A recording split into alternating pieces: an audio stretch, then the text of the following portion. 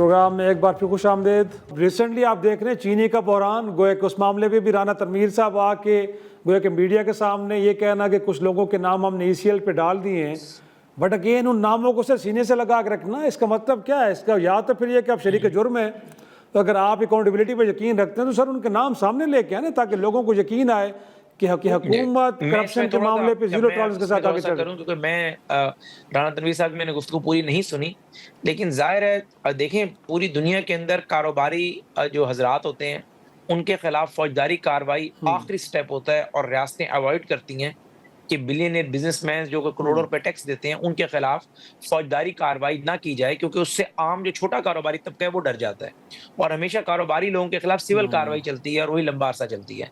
तो लेकिन जाहिर है चूंकि यहाँ पर अशिया खुर्दनोश का मामला था और हमारे पास ऐसे सबूत मौजूद थे कि ये लोग एक कार्टेल बनाकर और फिर जो है जो स्टॉकिस्ट है उसको सपोर्ट कर रहे हैं और जानबूझकर चीनी की किल्लत पैदा कर रहे हैं और मार्केट को ऊपर लेकर जा रहे हैं, तो उसमें जाहिर है उन लोगों की हद तक उन्हें मैसेज देना भी जरूरी था, इसलिए उनके नाम ECL में डाले गए, लेकिन उसकी तशहीर जरूरी नहीं थी।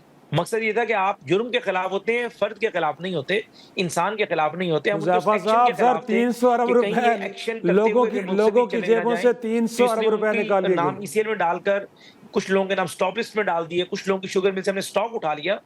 तो मकसूद ये नहीं था कि किसी बंदे की आप जो है वो तशहीर करें और उस बंदे को जो है आप डिफेम करें या उसको निशाना बनाएं और फिर आप ही कह रहे होते कि जी आपने एक्शन लेना था, आप एक्शन लेते। ये क्या जरूरत थी कि आप फलां फलां शुगर मिल की पूरी हिस्ट्री बता रहे हैं, ये बता रहे हैं कि ये शुगर मिल फलां सियासतदान की है, फलां सियासतदान की, और आपने सियासी लोगों को विक्टिमाइज करने के लिए इस चीनी बहरान को इस्तेमाल किए। तो मैं चूंकि उस इंटरव्यू को मैंने पूरा नहीं सुना, राना तनवीर साहब क्या फरमा रहे थे, लेकिन उसका बैकग्राउंड ये है। और चीनी वाले मामले के अंदर भी आपने ये देखा कि इस मसले को हमारी गवर्नमेंट ने किसी बंदे ने एड्रेस ही नहीं किया, बता ही नहीं सके हम अब तक कि इशू है क्या। इशू मैं आपको बता देता हूँ। इशू सिर्फ ये है कि आज तक शहबाज शरीफ जब तक चीफ मिनिस्टर पंजाब रहे, चीनी का बहरान हमने नहीं आने दिया। हत्ता कि खाद का और DAP का जो है वो भी हमने बहरान जो है नहीं होने दिया, हालांकि दोनों फेडरल सब्जेक्ट है, लेकिन इसके ऑपरेशन सारे जो है वो सूबों के पास होते हैं।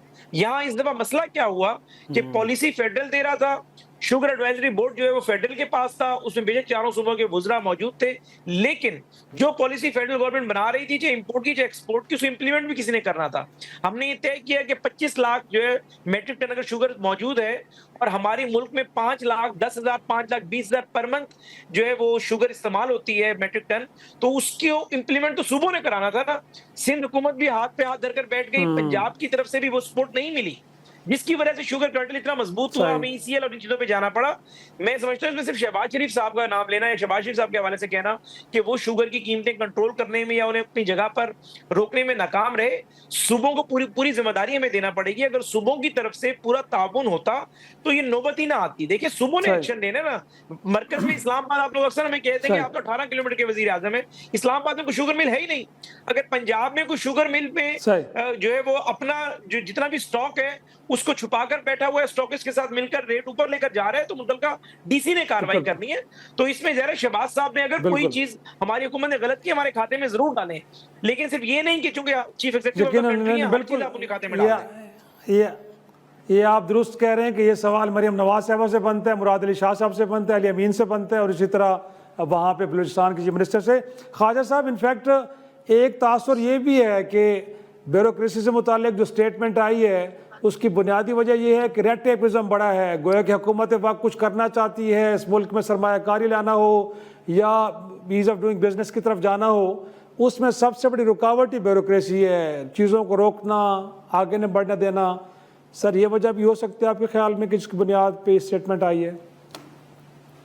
देखें जी, जो इनएफिशिएंसीज हैं, आप इसको इनएफिशिएंसी के ज़ुमरे में तो बात कर सकते हैं कि कॉन्ट्रैक्ट मैनेजमेंट ब्यूरोक्रेट्स की वीक है, प्रोक्योरमेंट के मेथड्स को फॉलो करना इन क्विक फास्ट ट्रैक में वहाँ पे प्रॉब्लम्स हैं, फाइनेंशियल मैनेजमेंट के इश्यूज हैं, और स्पेशली कॉन्ट्रैक्ट मैनेजमेंट के। जब आप बड़े प्रोजेक्ट्स करते हैं तो उसमें कॉन्ट्रैक्ट बनाना, कॉन्ट्रैक्ट को फिर उसके बाद उसको पहले कंसीव करना, फिर उसको बनाना और फिर उसको इम्प्लीमेंट करना, it's a very very technical job. लेकिन बात देखें, जो बात करप्शन की है ना, आप उस पर सिंगल आउट नहीं कर सकते।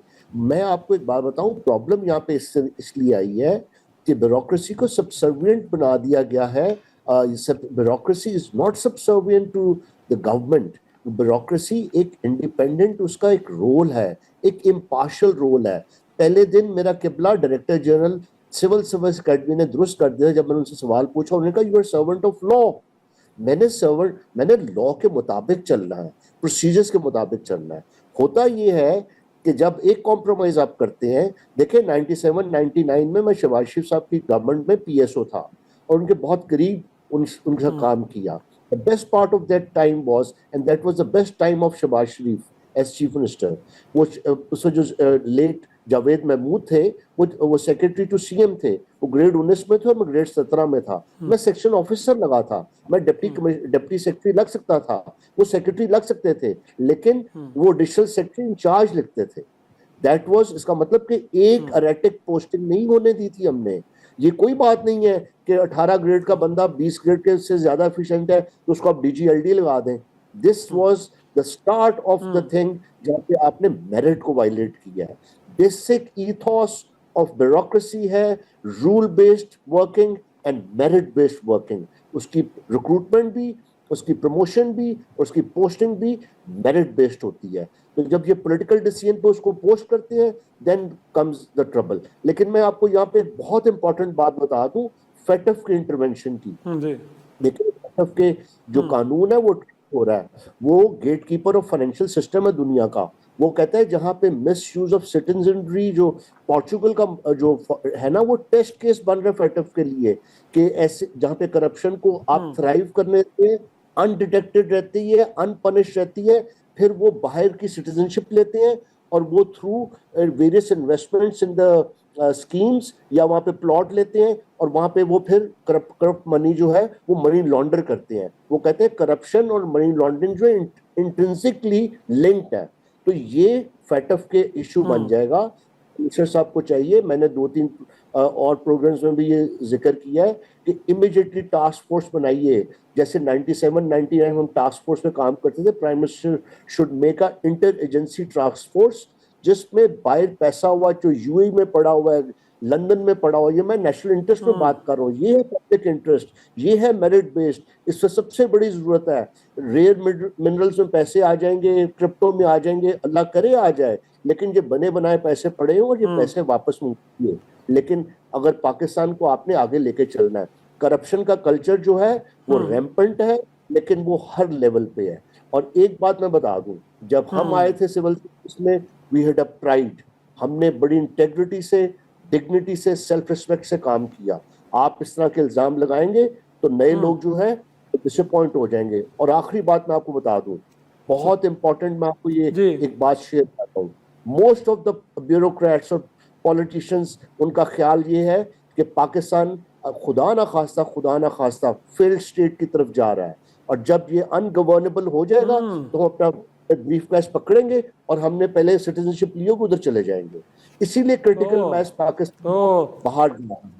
तो प्राइम मिनिस्टर साहब के लिए, मुक्तदर हलकों के लिए, एस्टेब्लिशमेंट के लिए चैलेंज है, please wake up and take action and break this culture of corruption. ये करप्शन का कल्चर है, ये एक आदमी की बात नहीं। ब्लैक शिप ब्यूरोक्रेसी में भी है, पॉलिटिक्स में भी है, जुडिशरी में भी है, हेल्थ में भी है, एजुकेशन में भी है, इट्स एवरीवेयर। लेकिन जब आप टॉप से एक्शन लेंगे तो फिर ठीक होगा।